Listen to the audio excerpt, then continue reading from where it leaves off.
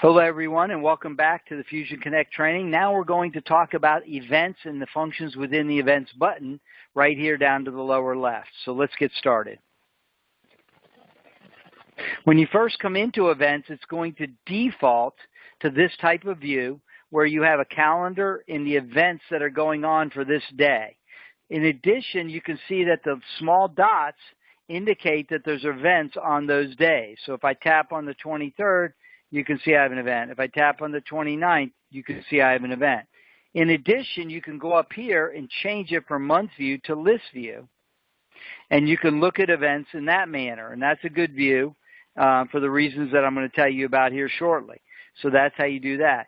In addition, in the list view, you can add event. You can search for different things via keyword. You can go ahead and you can filter your events by either geographic, telephone, or internet events. In addition, over here in the globe, you can search for events by zip code and distance. So it's very nicely done, and you can find events that way. Last but not least, on the search function, you can go ahead and search for anything that is inside a title or an event. So any information that's in the title or the detail, so I'm going to use the word premium to show you what I mean. So you could search for any word that's in there and it will find any events with that word in it. As you can see, that's how you would do that. So I tap on it and then you can see that the word premium is in the title. Okay? So that's how you quickly find ways to search and get back. Okay, so we're back in events. To recap, you have a toggle button between the month view and the list view. In either view, you can add your own event, so we're going to talk about that now. So I want you to know that when you add an event, you simply tap on the Add Event button. In here, you will type a title. So I'm going to do just a test event. Done. And I'm going to change the time to tomorrow at 5 p.m. Done. And I'm going to put test event as well.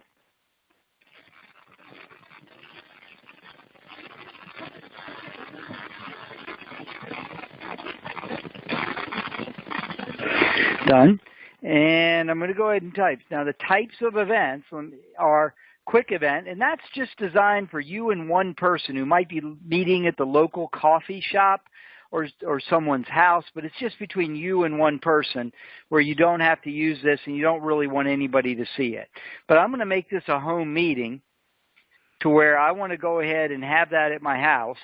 Okay, so it's a home meeting. Public, yes. Global, no. What this means is public means that anybody that's on the app system, other representatives, within 50 miles of your location will be able to see this event so that they could help join in and go ahead and help invite other people to the event so you can have a very large event.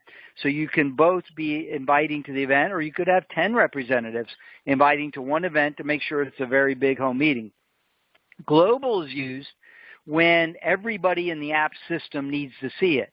That would be an example of maybe a conference call or a webcast where everybody needs to see it, where what you would do is tap the button and you could change it from no to yes, just like that, okay? And the audience is for everyone, or let's say that it's going to be a distributor-only event, an event only for distributors, so you don't invite prospects.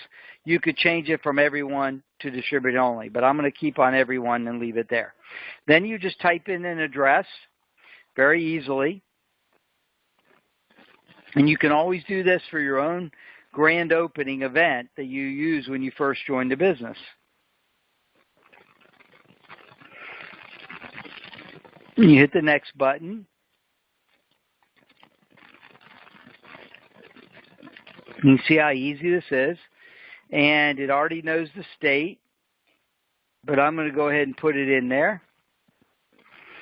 Okay, and then last but not least is a telephone number. So by putting this all in, what happens is once you hit save, the system knows that it's an event that you probably want to invite somebody to. So of course I want to invite somebody. So I'm going to go and invite one of my existing prospects because I've already sent them some videos. I want them to come to my house. So just to show you, I'm going to invite myself into the system. Go next. I'm going to go ahead and do it by text. And then just like that, it pulls up the text message, and I'm going to tap on it. So let's see what that looks like when it comes in. So I'll tap on it, and I'll go ahead and tap on the invitation because, of course, I knew I was getting invited. They told me.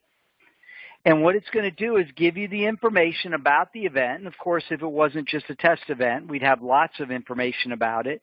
You can see that your prospect can get a map to the event, and they can let you know whether they will attend or not. So I'm going to put, I will attend, remind me. And so just like that, you can see that I get a push notification that I have a new event attendee.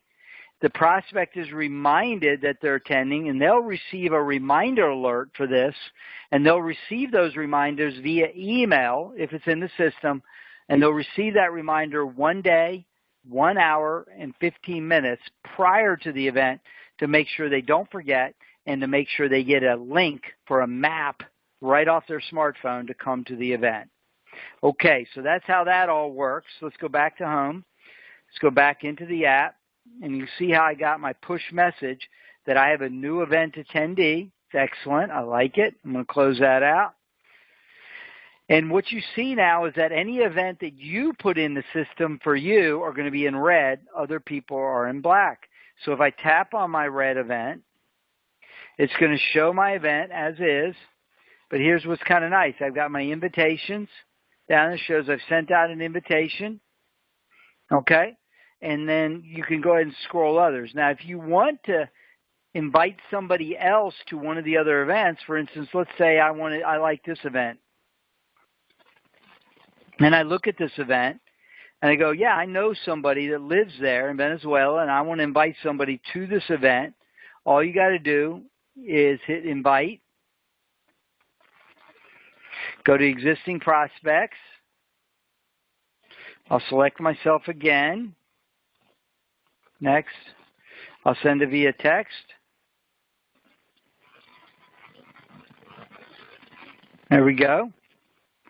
And just like that, you look here and you can see on the events that I've just been invited to another event. And if I tap on it, you're going to see that this event is the event I just asked to be invited to. Okay? So very easy to look at, very easy to use. And I wanted you to see how simple and easy the events are to use. In addition, on any event that is not yours, you can elect to attend that event. So let's say it is a corporate conference call, and you want to remember to attend. By hitting the attend button, the app will then remind you via email 1 day, 1 hour, and 15 minutes prior. In addition, you'll get a map to showing you how to get to the event as well. So not only can you invite other people to somebody else's event, you can elect to attend that event yourself, and the app will remind you. Very good feature for hitting attend on all corporate conference calls and webcasts. So let's go back to the events again. So again, to recap, there's two views on the events. You have the list view like this. You have the month view like that, showing today's events as well as there. You can also tap on events like that, and they call them up so you can invite to them. Okay? You can add an event yourself, and the types of events you add vary by quick event, home meetings, webcasts, conference calls. Okay? In addition, when you add events, if you remember, you can go ahead by selecting something other than a quick event, like a home meeting. You can make events public.